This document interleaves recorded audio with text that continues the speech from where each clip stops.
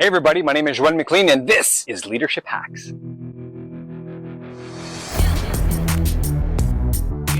Welcome to the second episode of Leadership Hacks. I'm McLean, coach, keynote speaker with Inspire Leadership Coaching. Listen, let's start it off as we started off the last episode, 52 reasons why I'm happy. Let's get the deck of cards out and let's talk about, why I'm happy today. So let's get this going. I'm going to shuffle the deck. Ready guys? Here it is. I can do hard things. All right. So this is a really interesting one because it gets me thinking about growth mindset. What is it? What does it mean? A lot of people talk about growth mindset, but do we really know exactly?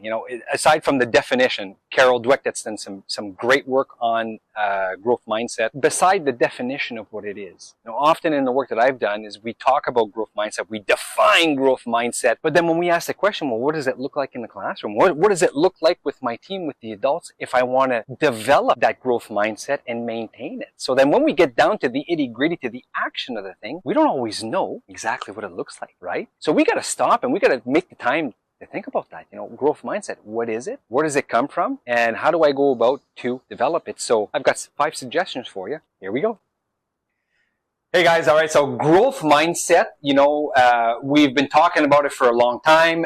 If you want to look into it a little bit more, Carol Dweck has written a few books on the subject. It's been researched quite a bit. And, I'd say in the last 8 to 9 years, in school systems, we've been talking about it more and more. And now what I've seen through my experience is that it's expanding. It's expanding outside of the classroom and going into, staff, right? The teachers, the teachers' assistants, the secretaries, even in other departments. We're talking about the HR department. We're talking about the finance department. So, growth mindset has become a lot more than just what the definition says, right? Growth mindset has become really a way that I want to be. The kind of person that I want to be is almost like being a growth mindset, not just exercising a growth mindset, but being a growth mindset. So, aside from the definition, how can I go about to build that, right? So where is it that I can take action intentionally to help me develop that growth mindset and understand it even more, what it looks like when I'm applying it in my life, in my work, with my kids,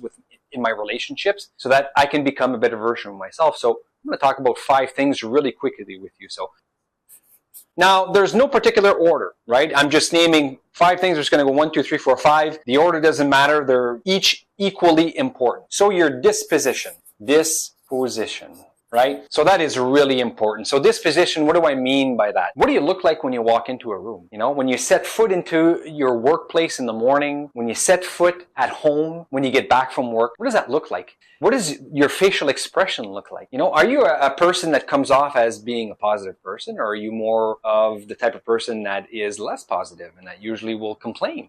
Are you looking for solutions, or are you stuck on the problem? So when we talk about disposition, we're really talking about how we are. So here's an example, right? When you step foot at work in the morning, you've had your coffee, or maybe you haven't had it yet, and that's what's going to make a difference. But when you walk in, that first step into your building where you work, what does that look like? If you were to record yourself without knowing, and then you'd watch it after, how would you describe how you are, what you look like, what your facial expressions are? Do you have a little hop in your step, or are you just your head down and shoulders curled? And so what does that look? What does your disposition look like? If somebody looked at you, would they say, that looks like a pretty confident person. That looks like somebody that, looks for solutions and doesn't stay stuck on problems. So one of the first things that I can work on is my disposition. And to be able to work on disposition is, and I'll draw a little eye here. It's a really weird eye. Looks like a cat eye here. I'm going to draw a little cat eye. Okay? We got to look for that stuff. We got to intentionally be observing ourselves and catch ourselves in those actions whenever our disposition is off, right?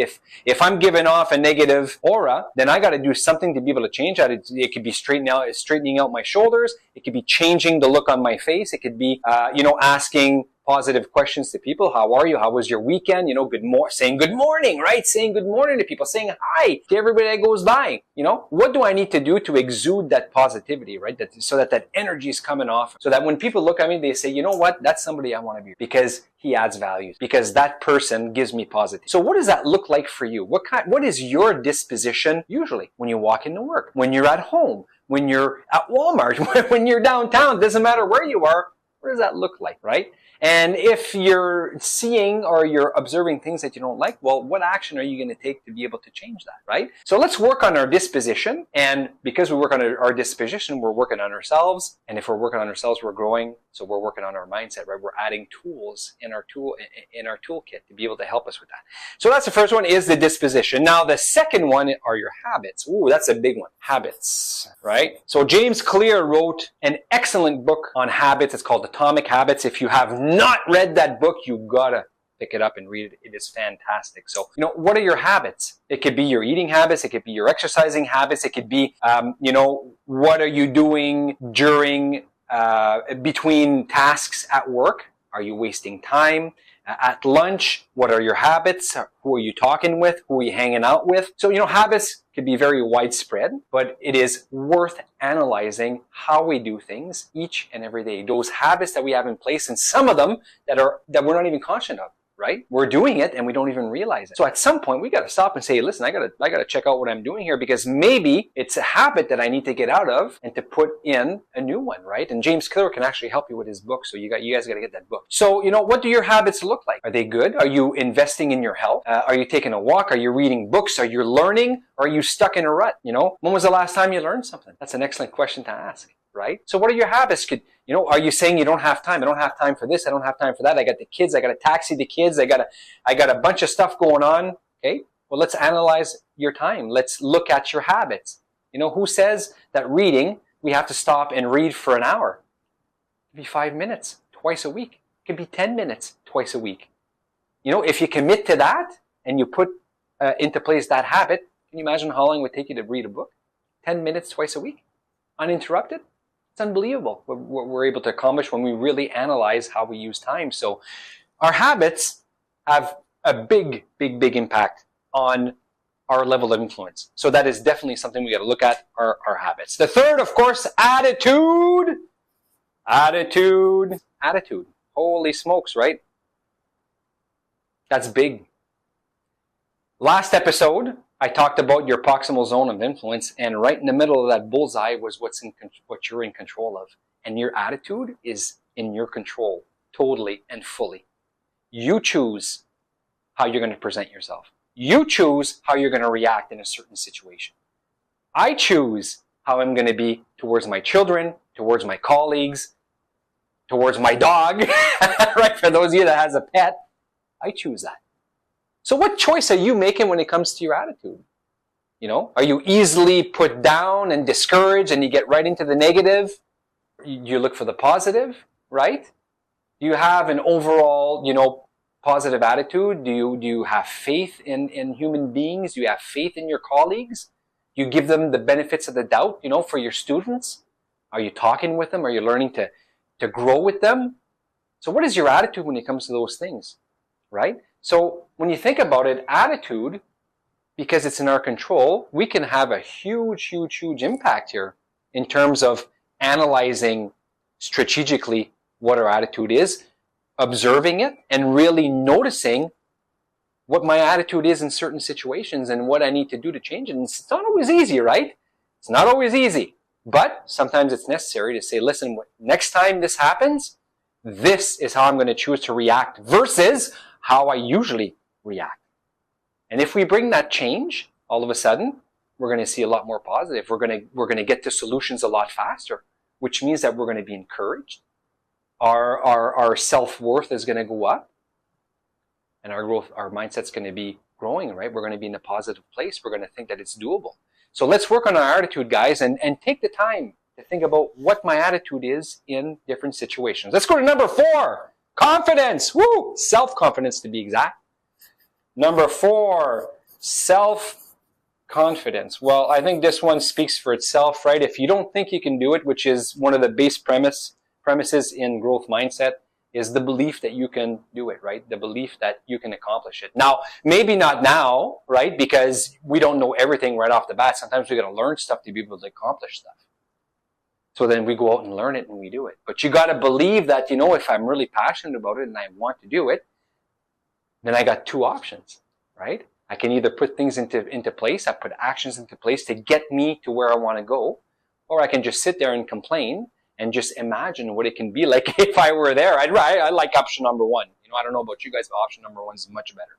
So what do you think about yourself? What's that little voice saying to you, right?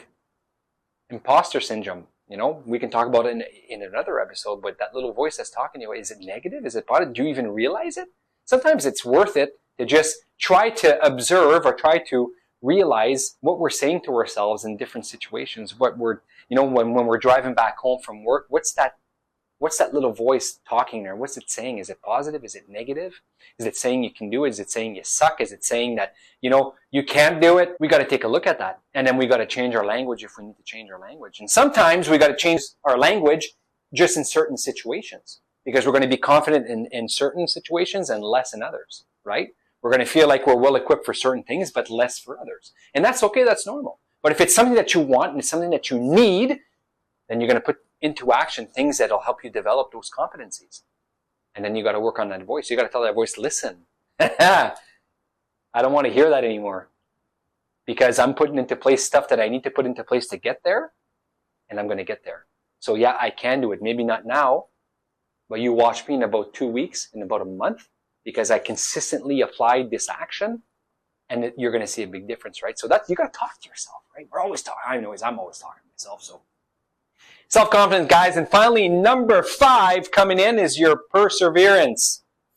5, the big P. But perseverance, wow, that's a big one, right? So when we talk about growth mindset, and we talk about when we need to learn things, we don't know everything right off the bat.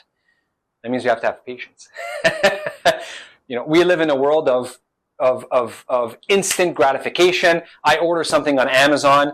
I expect it the next day at my door. I send a text if you don't answer me within 30 seconds. I say, what's going on here? There's something wrong. We live in a world where we want what we want, and we want it now, right? So maybe we've lost a little bit of that patience, a little bit of that perseverance, not to give up and say, oh, because I haven't had it after 2 minutes, because I didn't reach it, my goal, the first time. How often do we see that with our students, right? Because they didn't get it the first shot.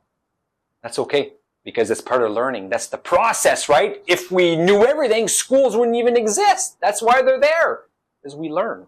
I still learn. Every single day I learn, right? But I got to persevere in that learning, because I don't always learn the first time around. Very, very seldom do I learn the first time around. I got to keep at it. I got to have perseverance. I got to keep putting in the effort. I got to stick to my guns. If I fall off the horse, I got to get back up on the horse, right? Because life happens sometimes. And you got to accept that too. It's not always going to be linear. It's not always going to be A, B, C, D, E, F, G, one after the other, all nice and fluffy. Life is very seldom that, right? It's always complicated. There's always something that comes in that you didn't expect.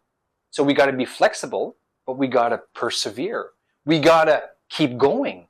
Because if we don't keep going, guys, we ain't going nowhere, right? You're not going to get to where you want to go.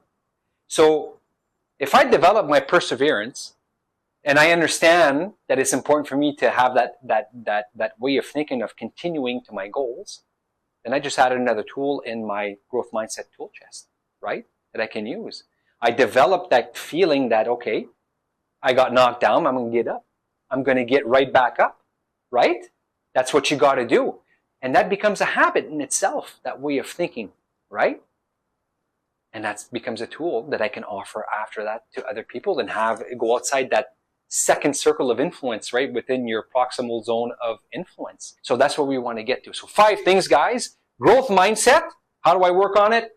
Your disposition, your habits, your attitude, your self-confidence, and your perseverance. Guys, I'm Joel McLean with Inspire Leadership Coaching. If you're looking for anything, coaching, leadership coaching, if you're a school board, if you're a school, if you're a business, you're looking for one-on-one coaching, organizational leadership development, give me a shout.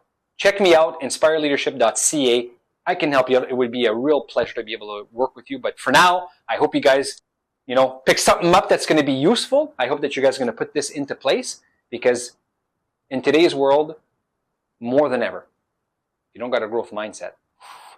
And you know what? Life is way too short not to have fun every day. Thanks a lot, guys, and we'll see you next time for Leadership Hacks.